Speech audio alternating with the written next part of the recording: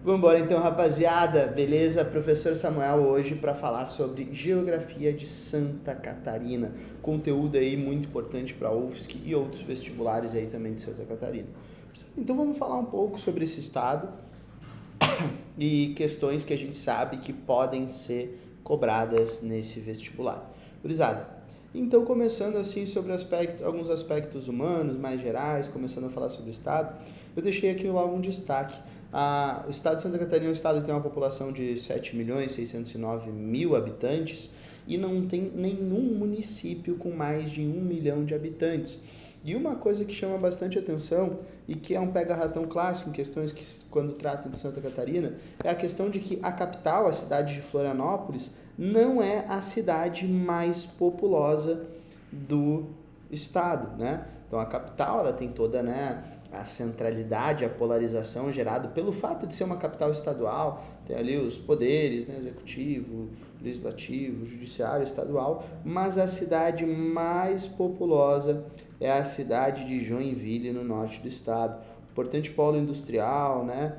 Então, é uma cidade ali que ela acaba sendo mais populosa. Então, isso é um negócio que é uma exceção, assim, a maior parte dos estados tem a sua capital como a cidade mais populosa, não é o caso de Santa Catarina. E um destaque, né, em aspectos humanos é a questão de que a gente está falando do estado que tem a maior expectativa de vida do Brasil. Então, estamos falando ali de 80 anos, uma expectativa de vida, né, semelhante ao patamar de países da Europa, né? Então, por exemplo, pensa que o Brasil tem uma média de 75 anos, né? Então, ali em torno de 5 anos acima da média brasileira.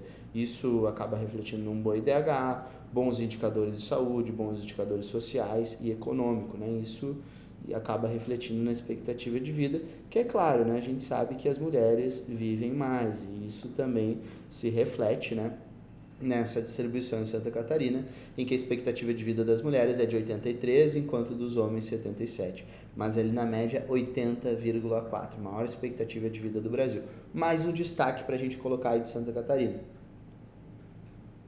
Gurizada, então vamos começar aqui falando um pouquinho sobre a formação, a estrutura geológica, e a gente sempre, é importante a gente lembrar de como que o tempo geológico se organiza, né? Então vamos colocar aqui, ó, gente, quando eu estou falando da idade da Terra, eu estou falando de um total de 4,6 bilhões de anos, né? Então esse foi o tempo em que, desde o surgimento do nosso planeta até o momento atual. Se eu for dividir esses 4,6 bilhões de anos, a gente vai ver que os primeiros 4 bilhões, né, as coisas aconteceram de uma forma muito lenta, né? Então, resfriamento bastante lento do magma. Então, imagina que no início a Terra tinha rios de lava na superfície e aos poucos, bem lentamente, vai ir resfriando. Então, a gente vai ter a formação do pré-cambriano, formação de rochas cristalinas. E por que eu estou falando isso? Para vocês poderem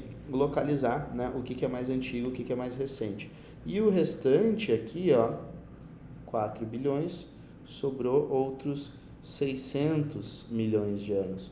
Gurizada, e esses 600 milhões de anos, eu vou dividir em quê? Vou dividir em paleozoico, vou dividir em mesozoico, né? Então, paleo o mais antigo dos três, meso o do meio dos três e o seno o mais recente desses três. Beleza, então no pré-cambriano se formaram escudos cristalinos, a partir do paleozoico começaram a se formar bacias sedimentares e lá no cenozoico dobramentos modernos, mas não tem dobramentos modernos no Brasil. Daí aqui a gente volta um pouquinho, né, para esse mapa, para colocar ele dentro de um contexto, e esse contexto a gente vai relacionar com as estruturas geológicas. A gente tem que pensar que o que é o atual estado de Santa Catarina faz parte da América do Sul, né? Então imagina aqui comigo o seguinte, faz parte da América do Sul, e a América do Sul até o Paleozoico fazia parte de um supercontinente chamado Gondwana. Então a Gondwana tinha ali junto, além da América do Sul, também o continente africano, correto? Então a gente tinha esses dois continentes juntos e existia um grande deserto nesse supercontinente. Esse grande deserto, ele acabava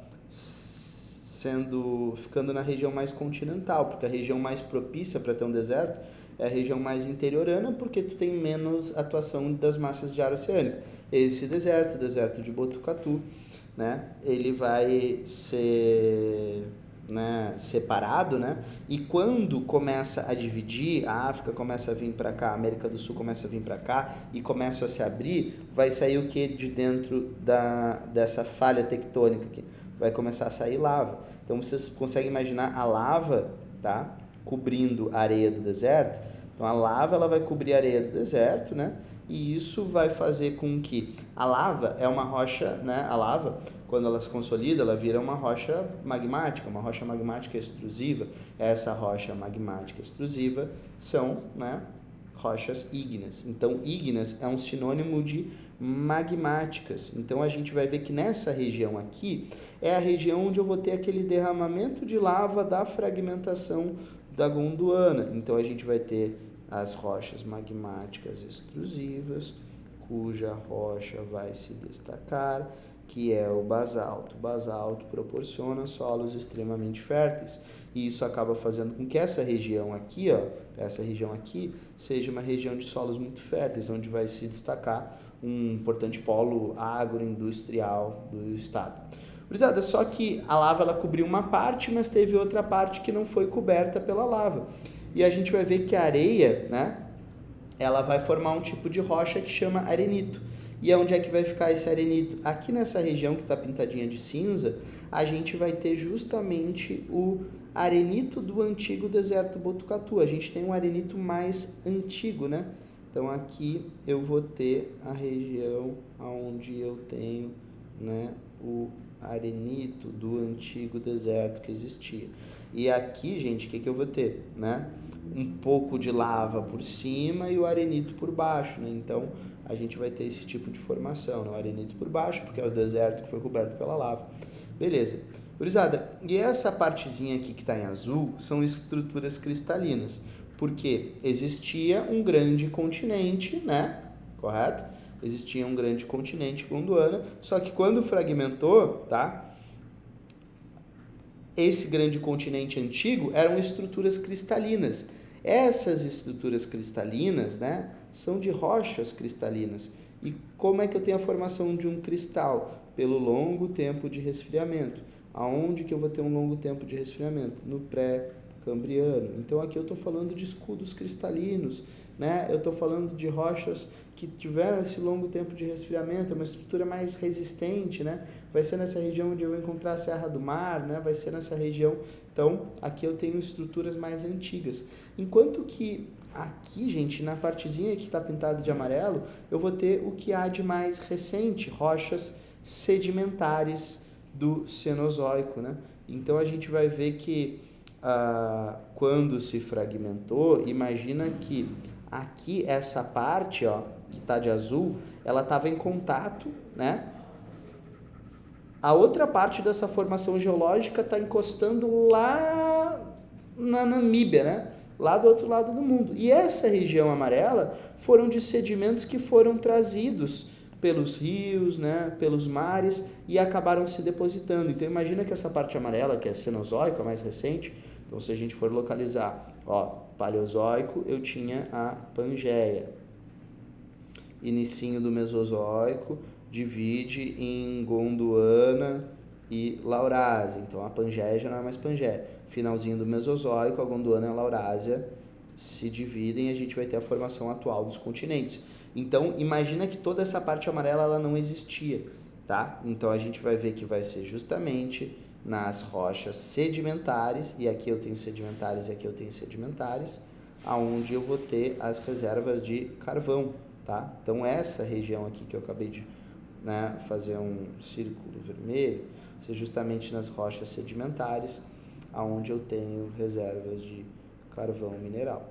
Tanto nessa região do sul de Santa Catarina, quanto parte aqui, né, dessas manchas cinza, né, que são sedimentares mais antigas, tá? Então, o sul de Santa Catarina, que tem essas sedimentares, vai se destacar para a produção de carvão mineral. Beleza, então a gente já faz uma associação entre entre geologia e economia também.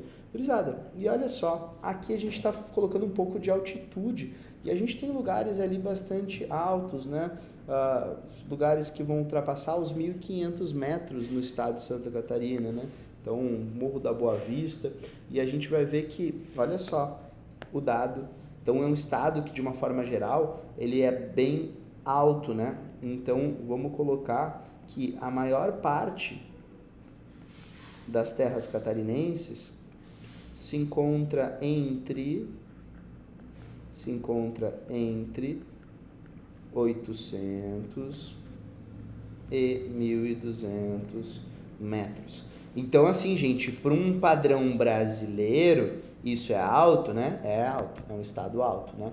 Então, pensa, vários lugares acima de 1.500 metros, com destaque aqui para esta região, tá? Então, essa região onde a gente vai ter Morro da Boa Vista, Morro da Igreja, né? Vários dos pontos mais altos. A gente está falando de um estado alto. E eu gosto sempre da gente relacionar, a gente não vê a geografia assim, tipo, de uma forma isolada. Gurizada, latitude de Santa Catarina. É um estado distante da linha do Equador. Não é o estado mais distante é o Rio Grande do Sul, né? Mas é o segundo mais distante da linha do Equador. Então, tem uma alta latitude para o padrão brasileiro. Então, a latitude faz com que seja mais frio. E, ao mesmo tempo, vai ser um estado bastante alto. Quando a gente tem a somatória do fator altitude com o fator latitude, a gente vê que Santa Catarina é o estado que tem a cidade mais fria do Brasil. Cidade de Urupema, ela é conhecida como cidade mais fria do Brasil. Outras cidades como Urubici também são frias, São Joaquim também são frias. Por quê? Porque a gente tem a somatória dos fatores latitude e altitude. Que, claro, né, o frio do Brasil, né, Urupema tem uma temperatura média de 14 graus Celsius. Isso é frio para o Brasil, né? No inverno não, faz menos temperaturas negativas, mas dificilmente, né? Não vai chegar a menos 10, mas isso é frio para o padrão brasileiro, tá? Então, lugares mais frios do Brasil, cidade mais fria do Brasil, Santa Catarina, pela somatória do fator altitude com o fator latitude. Gurizada, então imagina, tá? Que essa distribuição do relevo, né? Se essa região aqui é muito alta, tá? Aqui é muito alto, e daí vai baixando, e aqui já é mais baixo, é a parte mais baixa do rio Uruguai. Só que aqui é mais plano. Então a gente tem que tipos de porções de relevo no Brasil? Planaltos, planícies e depressões. Que tipos de porções de relevo a gente tem em Santa Catarina? Planaltos e planícies. Então a gente vai ter aqui, gente, aqui a gente tem uma região que vai ser uma planície, né? Uma planície costeira, tá? Beleza? Porque é planície costeira ou planície litorânea. E daí a gente vai ver que aqui começa a subir a altitude, começa a subir. E daí aqui, essa porção é muito alto. Então imagina, sobe, daí depois desce e vai descendo devagarzinho. Então aqui a gente vai ter um grande planalto, tá? Esse planalto, gente, é o mesmo planalto que tem no Rio Grande do Sul, né? Que a gente chama ali de planalto arenito-basáltico, né? É o mesmo que a gente vai chamar a nível nacional de planalto meridional, na classificação ali do Aziz Absaba, porque está ao sul do Brasil. Esse é o mesmo planalto que a gente vai colocar, né? Que a gente vai colocar na classificação do Jurandir Ross, parte dele, Planaltos Chapadas da Bacia do Paraná, e tá? Então é esse planalto, o mesmo, né? O mesmo do Rio Grande do Sul, até porque a gente sabe que, né, para esses critérios naturais não existem fronteiras. E aqui a gente já vai ter uma planície. Que tipo de planície? Gurizada, essa planície, ela só é considerada uma planície, né, olhando num olhar regional, local, né? Porque se for pegar um olhar mais nacional, mais maior, não vai ver que isso daqui vai entrar junto com o Planalto. Mas aqui se fala, né, de uma planície do Rio Uruguai, né, num momento que o Rio Uruguai ele já não está mais tão alto, com tanta declividade, tá? Mas só para a gente ter essa consideração que ela pode ser considerada uma planície aqui na escala estadual. Então a gente vai ter esse perfil de relevo, gente. Se a gente for pegar, né, desde o leste do estado tá, até o oeste do estado, o que eu vou ter? Eu vou ter um perfil de relevo. Então imagina que aqui, ó, pode estar na praia, ó, Floripa, Balneário Camboriú, né? Daí tu começa a subir e a gente vai ter esse conjunto, né, um pouco menor, né, que a gente vai chamar de Serra do Mar, tá? E daí depois tu tem uma subida brusca. Quem é que já foi tá? Quem é que já subiu a Serra Catarinense sabe que tem uma subida bem brusca, né? Então a gente vai ver que aqui a gente vai ter esse grande planalto que ele vai diminuindo a altitude em direção ao oeste, tá? Então isso é para ficar claro. Esse planalto a gente chamou ele de planalto meridional, né? Mas aqui também no olhar estadual a gente pode chamar de planalto catarinense. E daí vai diminuindo a altitude em direção à Argentina, né? A gente sabe que aqui o estado de Santa Catarina vai fazer fronteira com a Argentina, né? Então a Argentina está aqui, tá? Aqui está o Rio Grande do Sul, aqui está o estado do Paraná e aqui está o Oceano Atlântico, tá? Bora. Então, só para a gente ter uma noção, gurizada. Então a gente vai colocar, né? Quando a gente fala dos recursos hídricos, né, hidrografia do estado de Santa Catarina, é importante colocar algumas coisas, né? É importante pontuar algumas coisas. Então, qual que é a maior bacia hidrográfica que se encontra no estado de Santa Catarina?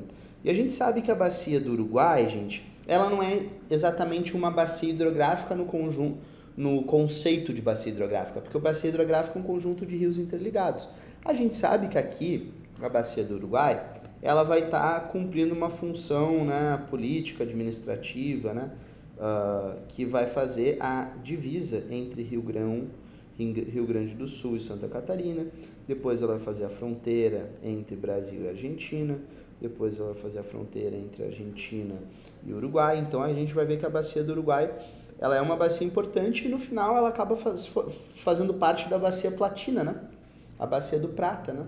Então, que é formado, né? Então, tipo, porque o Rio Uruguai ele acaba depois se interligando lá e tem a mesma foz do que o Rio Paraná, o Rio Paraguai. Então, ela tem uma função política administrativa, ela vai fazer parte, né, da bacia platina, né, de uma forma mais ampla, e ela vai ter um grande potencial hidrelétrico, porque se vocês forem lembrar, a gente tem que lembrar que uma hidrelétrica ela acaba sendo bastante propícia aonde, né? Numa região onde tu tem declividade do rio, que o rio tem um volume de água e ao mesmo tempo tem declividade, daí tu pode construir uma usina hidrelétrica sem gerar um impacto ambiental tão grande. Quais são as áreas mais altas? Essa região aqui. Então essa região aqui ela acaba tendo um grande potencial hidrelétrico e isso vai acabar se concretizando, né, numa das principais usinas do estado, que é a usina hidrelétrica de Itá, tá? Que é uma usina hidrelétrica do estado de Santa Catarina, que fica ali no Rio Uruguai. Rio Uruguai, que por sua vez, né, ele é formado pela junção do rio Canoas, tá? E o rio Pelotas, tá? Então os dois, quando se juntam, formam né, a partir da junção dos dois, da confluência dos dois, passa a se chamar Rio Uruguai, tá? Então a gente vai ver que o Rio Uruguai ele vai ser formado por vários outros rios, né, importantes e grandes do estado. Então essa daqui a gente está falando da maior bacia hidrográfica, tá? Daí a gente vai falar do Rio do Peixe, né, do Rio Chapecó, vários outros rios menores, mas que dentro do conceito que a gente sabe que existe de bacia hidrográfica, que é um conjunto de rios interligados, vão fazer parte da mesma bacia, beleza? Então vamos lá. Aqui a gente viu essa maior, até em termos de área, no estado de Santa Catarina. Daí a gente vai ter as bacias do Sudeste. Gurizada, se essa é a região mais alta, aqui a gente vai ter o que a gente chama de divisor de águas, porque a água sempre corre do mais alto para o mais baixo. Então, a água dos rios ou vai correr para cá, né? E daí desaguando aqui direto no Oceano Atlântico, ou vai correr para cá. Se tu for ver a foz, vai acabar desaguando no Oceano Atlântico, mas vai dar uma volta maior, vai dar toda a volta lá embaixo tá? Mas esse aqui é o nosso divisor de águas, a região aqui popularmente conhecida como Serra Catarinense. Então a gente pode pensar que os rios das bacias do Sudeste, eles vão ser rios menos extensos, né? E na verdade não é uma bacia, são várias pequenas bacias, porque, né, elas não vão estar conectadas. E dessas, uma das mais importantes, pelo fato da região onde passa, pelo fato da importância histórica, pelos acontecimentos de diversas enchentes, né, é a bacia hidrográfica do rio Itajaí-Açu. Vocês já devem ter ouvido falar de enchentes que atingem, por exemplo, a cidade de Blumenau, né? Então, o rio Itajaí-Açu, ele é um rio poluído por conta do polo, né, ali têxtil, industrial e tudo, né? E ele acaba sendo um rio que sofre ali com períodos mais chuvosos, com bastante, né, acaba sofrendo com bastante enchentes, né? Então tem uma certa frequência ali pela própria, né, geomorfologia da cidade de Blumenau.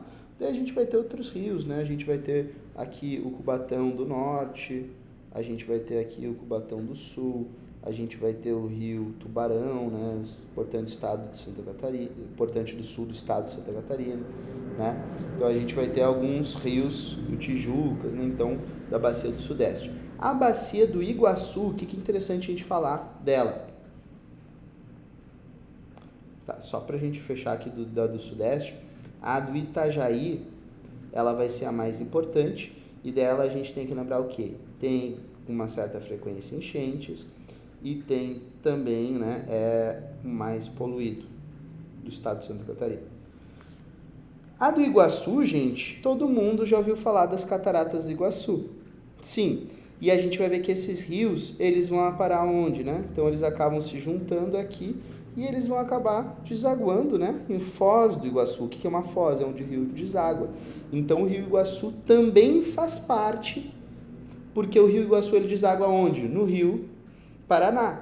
O rio Paraná, ele faz parte de qual bacia? Bacia Platina. Então a gente tem outra parte aqui, ó.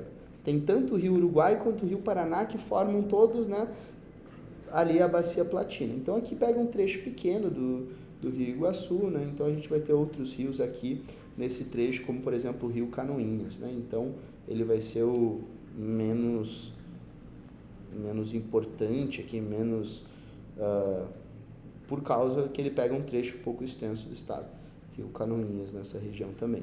Beleza? Gurizada. Daí para a gente comentar um pouco sobre vegetação. Sempre importante lembrar, a vegetação é o espelho do clima, né? E a gente tem uma vegetação que não tem uma distribuição fácil assim, né? E é óbvio que ela vai ser na prática mais complexa, né? Mas a gente vai analisar aqui frente às informações, né, conforme a gente pode ver as informações do estado de Santa Catarina. Vamos começar aqui pela região costeira, tá? Começando pela região costeira, o que a gente tem que falar? Quais são os tipos, né, de vegetações costeiras? Então, por exemplo, o estado do Rio Grande do Sul não tem manguezal, tá? Até por uma questão ali climática. E a gente vai ver que aqui na vegetação costeira do estado de Santa Catarina, a gente vai ter manguezal, tá? Manguezal. A gente vai ter vegetação de restinga e a gente vai ter dunas, né? Então, tem uma vegetação costeira mais diversa do que, por exemplo, o estado de Santa Catarina. O estado de Santa Catarina é o estado mais ao sul que tem manguezal, porque ao sul de Santa Catarina só tem o Rio Grande do Sul, e o Rio Grande do Sul não tem manguezal, então a gente vai ver que essa região aqui, tu tem manguezal de uma forma significativa, inclusive na cidade de Florianópolis. Já esse litoral sul, tu tem bastante campo de dunas, né, mais, né, umas dunas mais extensas, beleza? Gurizada, e a gente vai ter grandes reservas, né, da biosfera, grandes reservas aqui da Mata Atlântica. Gurizada, a Mata Atlântica, sim, a Mata Atlântica, a mata que se torna possível graças à umidade do Oceano Atlântico. A Mata Atlântica que ela é marcada por uma grande biodiversidade e que vai existir em toda essa região, tá? Que tu tem, né, ali como ela é mais baixa, ela ainda não é tão fria, então, tipo, tu tem ali diversas espécies, né, de Mata Atlântica, numa região mais úmida, numa região, né, onde a gente vai ter essa extensão. Então essa parte verde aqui vai ser a Mata Atlântica. É claro, né, Mata Atlântica bastante devastada por conta da intensa ação humana. E daí, quando a gente fala da região aqui mais alta, né, começando a subir da altitude, a gente associa diretamente com o quê? A gente associa com a mata de araucárias. E a gente tem muitos trechos de mata de araucárias preservadas no estado de Santa Catarina, né? Mata de araucárias. A araucária, que é um pinheiro brasileiro, né? Então ele tem uma folha acicofoliada, folhas em formato de agulha, uma árvore adaptada a um ambiente frio, né? Uma árvore que acaba sendo uma característica de lugares frios, inclusive um cartão postal, né? Então toda essa área aqui pintada de azul seria trechos de mata de araucárias, tá? Que a gente vai encontrar no estado de Santa Catarina, que vai ser ali a marca da região serrana, que vai ser inclusive um atrativo ali quase turístico. Lembrando que a araucária ela já foi muito explorada, mas hoje ela, por conta de campanhas de preservação e do fato dela ser colocada como uma espécie em extinção, cortar a araucária pode levar uma pesada multa, então as pessoas já não se arriscam muito com essa árvore, né? Então, mata de araucárias acaba sendo uma característica porque a araucária só tem regiões bastante altas. Eu tenho bastante regiões com uma altitude grande nessa parte do estado de Santa Catarina. Então, a gente teria em Santa Catarina uma extensão até bem maior de mata de araucárias do que no Rio Grande do Sul, porque tu tem bastante... Pensa, a maior parte das terras catarinenses está entre 800 e 1.200 metros. Então, tu tem, a partir de 800 metros, já dá para ter araucária, né? Então, por isso que a gente vê, por exemplo, viajando por Santa Catarina, muito mais araucária do que no Rio Grande do Sul. Gurizada, a gente vai ter inclusive aqui, ó, caminho das tropas, né? A gente tem uma questão histórica. A produção do charque no Rio Grande do Sul, ela passava por Santa Catarina, passava por cidades como Lages, por exemplo. E daí, Vacaria, Lages, ia vindo por cima da serra. E essa região era uma região de campos, então uma região mais aberta que tornava possível, né, esse transporte. Então a gente tem esses campos de cima da serra, né, tá? Que não é exatamente um pampa, né, mas são esses campos de cima da serra que são bastante comuns ali na região de Lages, produção até pecuária, né? Aqui, essa partezinha cinza, onde começa a baixar a altitude da bacia do Uruguai, a gente vai ter também uma vegetação que, assim, num olhar mais genérico, entraria como mata atlântica ou como mata de araucárias, mas aqui se coloca como floresta decidual. O que significa decidual? Decidual são árvores que perdem as folhas durante a estação mais fria, né? Então, tu tem uma formação de floresta, de árvores, que perdem as folhas na estação mais fria. E essa, né, vai ser a formação que a gente vai ter na parte um pouco mais baixa do rio Uruguai. Beleza? Gurizada, e agora pra gente fazer um fechamento aqui e comentando aqui sobre regiões, né? A gente vai falar um pouquinho sobre a economia de cada uma das regiões, beleza? Vamos começar com a Grande Florianópolis, né? Começando aqui pela capital. Gurizada, toda essa região da Grande Florianópolis tem sim a marca do turismo, tá? Então a gente vai ter, por exemplo, a própria ilha de Santa Catarina. Vocês sabem que a cidade Florianópolis, ela chama, né, a ilha onde fica a cidade de Florianópolis chama a Ilha de Santa Catarina. Mas por que não é a mesma coisa, né? É porque o município Florianópolis vai para além da ilha, tem uma partezinha no continente. A gente vai ter o turismo e também a parte de tecnologia, né? Então a gente está falando de uma metrópole, gente. A gente está falando, Florianópolis é uma metrópole porque abrange uma região metropolitana, Florianópolis junto com Palhoça, junto com São José, junto com Biguaçu, junto com Paulo Lopes. Então a gente vai ter ali uma indústria de software, a gente vai ter uma indústria tecnológica, então a gente vai ter muito forte essa parte do desenvolvimento tecnológico, não de hardware, né? Não a produção de computadores, de celulares, né? Não essa parte da indústria, mas a parte do desenvolvimento intelectual, tá? Então tem forte essa indústria de software e também o turismo, né? Que acaba atraindo muitas pessoas, tudo isso, né? Acaba sendo uma cidade ali bastante visitada, né? Então, turismo e tecnologia seriam os nossos destaques do ponto de vista econômico para essa região metropolitana ali de Florianópolis, né, que é polarizada por Florianópolis em si. Gurizada, vamos lá, sul catarinense. Gente, o sul, ele historicamente é a região carbonífera do estado. Então a gente vai ter muito forte a produção de carvão mineral, a produção mais destacada a nível brasileiro, ainda que o Rio Grande do Sul tenha reservas um pouco maiores. E a gente vai ter também a produção de cerâmica. Gurizada, quando eu falo cerâmica, tem muito forte produção de tijolos e telhas do sul de Santa Catarina. Tem ali uma formação, né, de um barro, né, uma argila que acaba favorecendo essa produção cerâmica no sul catarinense. E o carvão mineral, historicamente, né, inclusive o Tigrão, o time do Criciúma, né, tem, não sei se é o patrocínio atual do time de futebol, mas por vários e vários anos eles foram patrocinados pela produção de carvão. Então cidades como Capivari de Baixo, que tem a usina termoelétrica Jorge Lacerda, cidades como Tubarão, como Araranguá, como Criciúma, são cidades que se destacam nesse polo do sul catarinense. Gurizada, a região serrana, né? Ela vai ser uma região que tem forte a produção de celulose, né? Então, a gente tem uma produção de celulose e isso acaba fazendo... A gente tem uma produção pecuária, a região serrana vai ampliando seu desenvolvimento na área do turismo, cidades ali como Urubici, São Joaquim, Lages, né? Então a gente vai ter também, né, a parte da produção da fruticultura. Então, da fruticultura eu tenho que destacar o quê? A maçã, né? Então, tipo, a maçã é um cultivo de clima frio. Onde é que tem clima mais frio no Brasil? Pô, Serra de Santa Catarina é uma das regiões basicamente mais frias do Brasil. Daí maçã, amora, morango, outras coisas de clima frio também acabam sendo propícios aqui, né? Então, ali tu pega, né, destacando Lages, São Joaquim, Urubici, Urupema, né? Esses municípios ali da região serrana.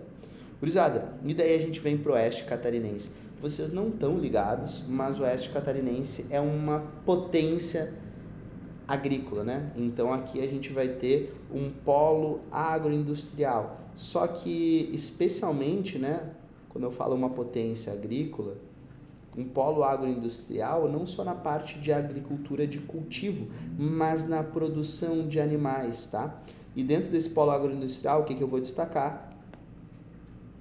De uma forma bem forte, a avícola, a produção de frango, tá? Então é a região que mais produz frango do Brasil, oeste catarinense. Então se for pegar, pesquisa aí, qual a origem da Sadia?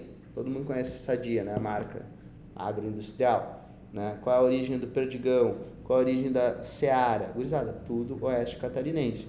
Municípios como Sadia, né? Concórdia, Seara, de Seara, né? Perdigão, agora não tenho certeza qual é o município, mas todas ali são no oeste catarinense, que tem ali como grandes cidades, né, para o porte da região, Chapecó, Xanxerê, São Miguel do Oeste, Concórdia, né? Então, o oeste catarinense tem muito forte essa parte agroindustrial e também, né, uma região de solo basáltico, solo fértil, acaba sendo uma região próspera, né? Próspera para a agricultura. Norte catarinense. Gente, o norte catarinense vai ter aqui nesta região mais do oeste do norte catarinense uma indústria moveleira, tá? Mas antes eu quero comentar desta região aqui mais perto do litoral. Apesar essa região é a região industrial, tá? Industrial e tecnológica. Então a WEG, que é uma das maiores indústrias de motores elétricos do Brasil, né, é ali de Joinville. Então, industrial e tecnológica centralizada por Joinville, tá? Então, onde é que está Joinville? Joinville está basicamente aqui, ó, tá por aqui. Então, aqui temos Joinville, que tem muitas indústrias, que tem a própria Universidade Estadual de Santa Catarina, com os cursos de engenharia, os cursos voltados para a área industrial, faculdades privadas. Então, acaba se formando um polo, né, um complexo, né, tecnológico ali na região. Industrial, tecnológica e aqui também a parte da indústria moveleira, produção de madeira, né, moveleiro. Então, tá, tudo isso. Gurizada, o Vale do Itajaí é a região onde fica um pouquinho aqui mais para dentro do Blumenau, aonde a gente tem o próprio porto de Itajaí, aqui na região litorânea, aonde a gente tem cidades como Brusque. Essas cidades vão ser extremamente destacadas pela questão têxtil, né? Então, por exemplo, a Hering, todo mundo conhece a Hering, marca de roupa, de onde é que veio? Né? Do Vale do Itajaí, ali da cidade de Blumenau. Então, tipo, a produção de tecidos, a produção de roupas em Santa Catarina, no Vale do Itajaí, seria o grande destaque econômico que a gente tem que colocar. Beleza? Então, gente, a ideia dessa aula era passar por alguns pontos que eu sei que são recorrentes no vestibular da UFSC, comentar, relembrar, né, para a gente poder ter já alguma referência para poder interpretar as questões na prova. Beleza, minha gente? Então, é isso aí, bons estudos, tamo junto.